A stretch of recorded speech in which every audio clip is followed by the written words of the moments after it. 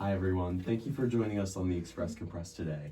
For those of you listening, today we have some players and one of our directors from the Millbrook Playhouse to come and talk to us about Dracula. Do you guys want to go around and introduce yourselves? Yeah, hi, my name is Jacob Little. I'm a New York-based actor and I play Harker and a few other roles in Dracula.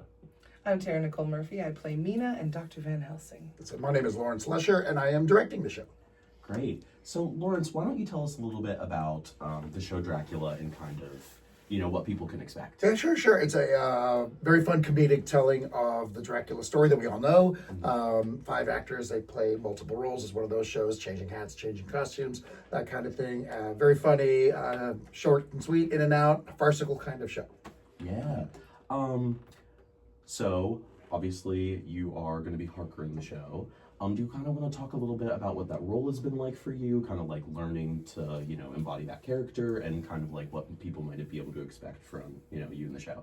Yeah, me and Harker have a lot of similarities. We're both little guys, both get nervous at everything. Both are overwhelmed with quick changes. He's been a lot of fun to play with.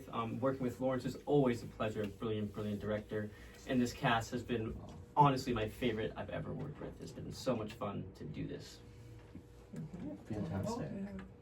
Yeah, and what about you? So Mina has been probably the most fun I've had on stage my whole entire life. I won't give anything away. Sure. You have to come see the show. But it's a chance. I really had a chance to express my comic side, my physicality in that sense, and it's just been it's been really freeing and exciting. Yeah. Yeah. Awesome. Trying to think. So the show is going to be running from August 8th to the 17th. So I'm back here. I'm David. I'm the Yes. artistic director. I try to stay out of it, but I can't do it. So this is much like if you've come to see shows in the cabaret. This is very much what people expect. It is, and this is why we picked it. They come. You can bring food. People come and bring food to the cabaret. Both these actors are new to that experience. Lawrence has directed many shows and appeared in many shows in the cabaret, and it is a unique experience. The Poorman Cabaret at Millbrook Playhouse, because it's tiny. It was the old milking station. So the ceilings are like, I hit my head on things on the ceiling. I'm 6'3.5", so I'm tall, but so on the stage, you're like 6 inches up. Anyway, we don't need to talk about my height.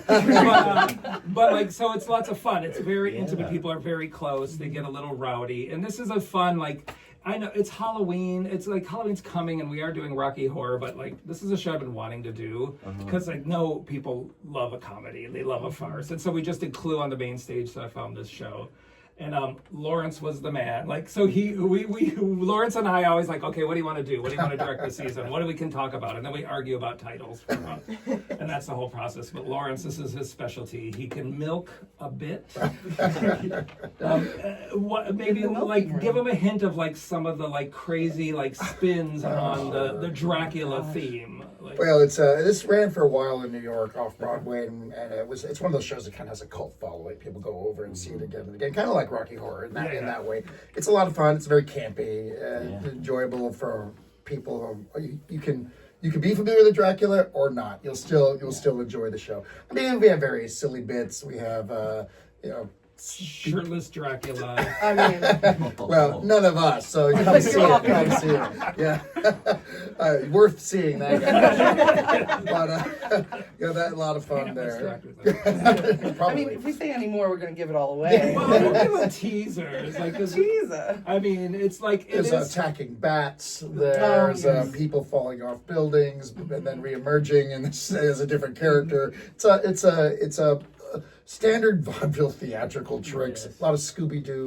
You'll see I've watched too much Looney Tunes as a child in that, but it's a great fun. Your highbrow influence. Biggest influence are Carol Burnett and Looney Tunes and Mel Brooks. That's why we get along. That's that is truly references.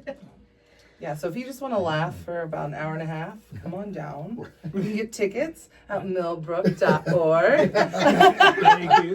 You're welcome. Or call 570-748-8083. Operators are standing by. By operator Stephen Kritzner, answering 75 phone calls. Yes.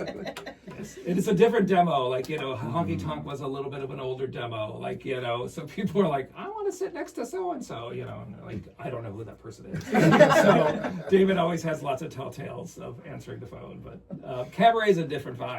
But you can sit at tables if you haven't been there. It's lots of fun. It is. How do you guys feel about the cabaret? He mentioned that this is your first experience with that. I mean, I know you're just in rehearsals right now, but how's that feeling?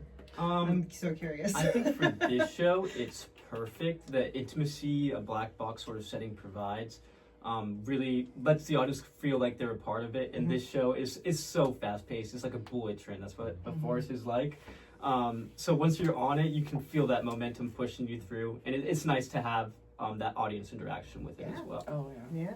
yeah. It kind of feels like returning home because most of us start our acting careers in black boxes with either acting classes or friends projects, student projects, things like that. So to come back to almost like our roots and get a chance to really explore different aspects of comedy, of tragedy, many different aspects of life, it's really, really been like a fulfilling experience. Nice. The beauty of a space like Cabaret, even though it was not designed originally for theater, and many theaters are like that, is it's very quirky. This small ceiling that David brought up earlier has some negatives, obviously, especially when it comes to, it's difficult to light tall people, so you lose their faces. But it gives you that intimacy, and it allows more we just been talking about how broad this is, but more subtle comedy if you need to. It won't read in a 4,000 seat house or even a 2,000 Broadway house, 2,000 seat Broadway house. So I've always enjoyed working in these kinds of spaces. And the audiences have always been so generous and in the best of ways. They're there to have a good time. Our job is really easy because we meet people when they're there to have a good time. You're not like the DMV where everybody hates to be there. I feel bad for those folks. So that's a good aspect of this gig, and it can be long. We had a 15-hour day yesterday. In tech where you do all the lights and sound and that kind of thing and costumes. But it's such a cliche. But the magic of the theater, it comes together, and we have our first preview audiences coming in a couple days, and we'll be ready. I'm excited. Yeah. Very exciting. Because we have to be. Because It's truly people always if the government had to run like a theater, things would get done. We have to open at 7:30. The only time that changed was COVID. It was like a thing. What do you mean we can't do a show? And we cancel performances. We cancel productions. And it's but theater is you show up, you're sick. I mean, how many of us perform sick? Whatever they're trying to do, any kind of craziness, it happens, and we go on. We're intrepid performers and troopers. But they're lots of fun to have, and it's a great. And Lawrence is truly a gem, and works really well with the team, and adds a lot of sound cues. He likes a lot of sound. It's all worth it.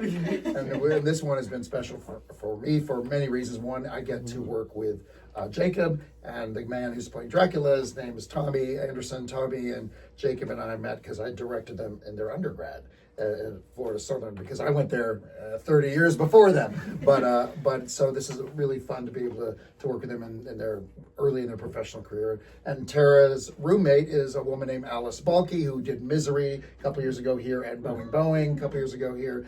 And she's told me, you have to work with my roommate Tara, and I'm glad we're able to do that. Yeah. Me too. So is this your first Millbrook show? Both of ours. Yeah, both of us. Okay. Actually, 4/5 of the cast is making their Millbrook debut. Nice.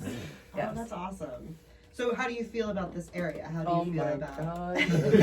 So I love the city. I'm a city girl. I like fast pace. I like dirt. I like the things, right?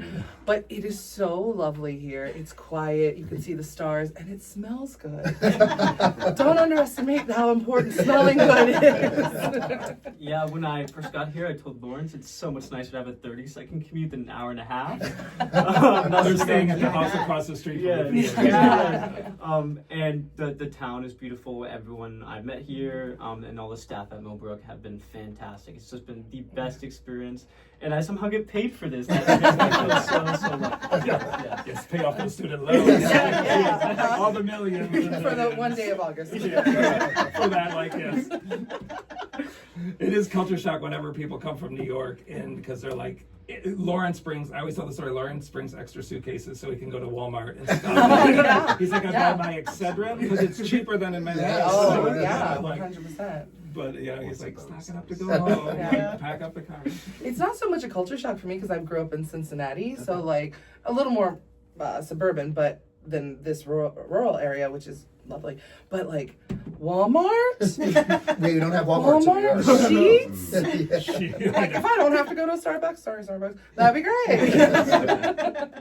The Sheets is, there's a Wawa coming in down Oh, the street. yeah. Really? And everybody know, look at your faces. People are like, you're like two kinds of people, Sheets or Wawa. Yeah, I don't yeah. know. I It don't seems know. like the You guys- majority of people here are Wawa people that we're just discovering. But no, The I have to arrival of come Wawa. back. I know. It's going to be down the street. I'm like, oh my God. I mean, that's the true controversy of Yes, Central PA. Will Wawa and Sheets have a rumble? And oh my God, that's the setting for West Side Story. Yeah. Sheets work. Next year at Millbrook. You're onto something. You're onto something. Thank you. Sheets side story. It's practically writing itself. Yes, truly. Exactly. Oh, my first writing credit. There you go. So, I don't think that any of you would disagree with me when I say that it takes a lot of people to make this sort of show come together. I was wondering if there was anyone that you wanted to shout out who helped make, Dracula a comedy of terrors possible. Oh my God, Kaden, our stage manager, she is amazing. Not only is she there for like, oh look, I fell, can I get an ice pack or whatever happens. She's also like every time it's like, hey, can we get on it? Can the on it? She's just on top of things, making it so smooth. They're 19. Yeah. 19. A They testament grew to up. this. They grew up in Yeah. the area. Caden was here, I think, when we did one of the podcasts. Was in the concert, I think, with at the beginning of the summer.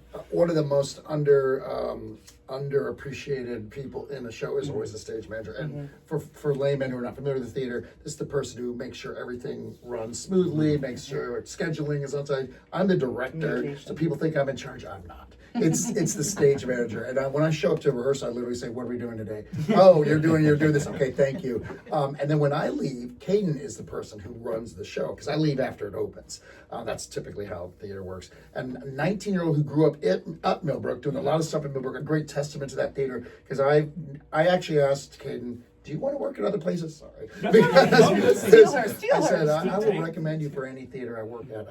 They are worth $1 million. Yes. Yeah, they are. And luckily so far they want to stay. And also does sound and played Jan in Grease and kind of stole talented the performer show. as well. Yeah. Beautiful, beautiful voice. Yeah, so yes, and there's an amazing team. Like it's truly, we talk about Cade as our set designer. TD has worked here for 4 or 5 years. Our new costume designer Bailey, who just yes. walked in. Tremendous. Yeah. It's a lot. There's a lot of quick changes, a lot of rigging, and she's been so chill. Yeah. Erica coming out was doing fast. 15 jobs, lighting and Lighting sound. She and I have worked together a lot. But the costumer, for example, is a very difficult job because people think costumes, you put on some clothes. But the point is, you're playing 5 characters. You put on 5 different costumes in 2 minutes. So how do you do that? And so it's literally, we do have a rip-away shirt. So none of us. You're welcome. There is beefcake. Also- on the plate and on the stage. Also, a special shout out to Tommy, who is also he's playing Dracula. He's also our run crew, basically. Yes, backstage, exactly. basically doing 2 separate roles in time. Yeah. Yeah. Dracula's a princess role. Exactly. They call Yes. them princess roles where you come on, you sing the big song, you come on and you get the final bow and it's a princess track. Yes. Dracula's our princess track. Except we're making it a Cinderella track at this point because he is working backstage and then on Princess track on stage. You guys all need raises. Sir? Right, listen, donate to millbrookplayhouse.org. Or Send Jericho checks Murphy and directly. my Venmo. No, listen, it's, I'm always amazed. I've been doing this 11 seasons, and I've been doing this professionally older than half these people here. Only Lawrence. For once. I have somebody here that's not half my age. But it's crazy how hard people work, and it's crazy how talented they are, and it's a blessing for this community, to have Millbrook. I said it since the day I walked in. I'm like, you don't understand, because I came here as a freelancer like them back in the early 2000s, and I was like, oh, I want to, I'm gonna, I was very fancy. And then I'm like, you know what? This job came up. I took it over, and I'm like, this is remarkable. Like, it is. In talking to some of the actors, like, you guys have such an amazing audience, and you sell a lot of tickets. To me, I'm stressed because we survive on ticket sales. Because non-for-profit, not to get so technical, non-for-profits, especially theaters, have to rely on donations and grants and stuff like that.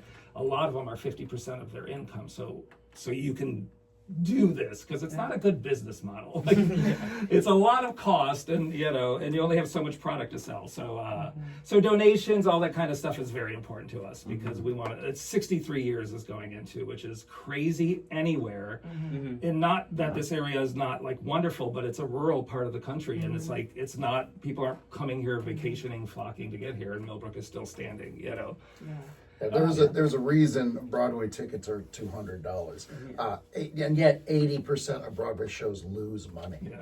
It is a bad business model, and that's through no fault of anyone in this room or in there. It's just that's the way it is because the worst sitcom on earth goes on TV and 10 million people watch it. Right, the biggest hit, Hamilton. Last 10 years, Hamilton has made $1 billion, but it has, I think, 1 million people have seen it total in that entire 10 years because you can only fit so many people in the theater. So that's why ticket prices can be high, and Millbrooks are remarkably low for what for the live entertainment that you're getting, and it is a blessing. 62 years, 63 years is almost unheard of in the theater. And these kinds of theaters, these summer stock theaters, when they not that they're going to close, but when they close, they're not reopening. This is a legacy kind of thing, and it's a wonderful legacy they have here in this town. And just as a performer, I haven't seen an audience for our show, but seeing Honky Tonk Angels a week ago, wow, time. But seeing them a week ago, like, you could feel the support from the community. It was really, really impeccable. It really felt like a hug almost. Like they were really into it and they really enjoyed it. So it was really great to have that kind of support. And it definitely, audiences this year, and I do a curtain speech. Much to my chagrin, I get like me again. Welcome, but it's important to kind of welcome people, and then also I say goodbye to people, and it's just hearing. It's been so much more positive in a way that I think people are really appreciating being back into this. Like, it's 5 years out of COVID, but it's taking us finally 5 years to start getting an audience back. So Or nationwide around the country, right? And a lot of arts cuts, as we all know, have happened, and so I work routinely all around the country, about 5 different states routinely, and probably 3 of the theaters I work at are in danger of closing. Not this one, thank goodness, but many of them are in danger of closing because of state and federal funding cuts. So just the way it is, unfortunately. So you have one more bad season, and it's like we are, we're surviving, but like one bad season, one bad flood, because we get flooded, we're in a flood zone.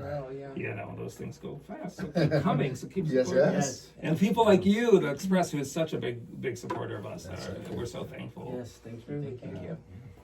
I think as a community, we are thankful for Millbrook. Absolutely. It's so unusual to have a theater of this caliber and this size, in spite of what we've just been chatting about, in a town of this population size. And I don't mean that as a denigration of the town size. Sure. It just is a fantastic thing to have in a place like this. And the support that Tara's been talking about is great. And we could always use more, but it really is nice to see that. We would like Dracula not to be working so hard backstage to hire more people. Although backstage is kind of like this room. I will say, in Tommy's defense, not only is he an incredible dresser and like prop hand or offer, but like it's the community of the arts in general that is personifying.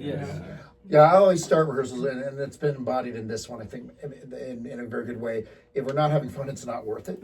None of us are paid enough. None of us are paid enough anywhere to do a job. That goes for everybody, actually. Everybody in this country is paid enough to do a job they hate, but especially in the arts. And it's a cliche again, but in this room, we've been laughing for 5-6 days, whatever it's been now. And then we're going to open, and this is the fun part. The runs are just kind of the payoff. Yes. Absolutely. So just one more time, do you guys want to plug, where people can find tickets and when the show will be running? Yeah. Yeah, the Millbrook Playhouse. We are opening August 8th and we're closing August 17th. You can get tickets at millbrookplayhouse.org, or you can get them at the phone number, which David's going to say. 570-748-8083. And it only gets funnier the more you see it. So lock with them until you see it, I promise. Sit from different I'm- sides. Exactly. You'll get something new each time you see it, I guarantee. All right, thank you all for coming today. Thank you. Thank you Thank very you. much. Appreciate it. Thank you.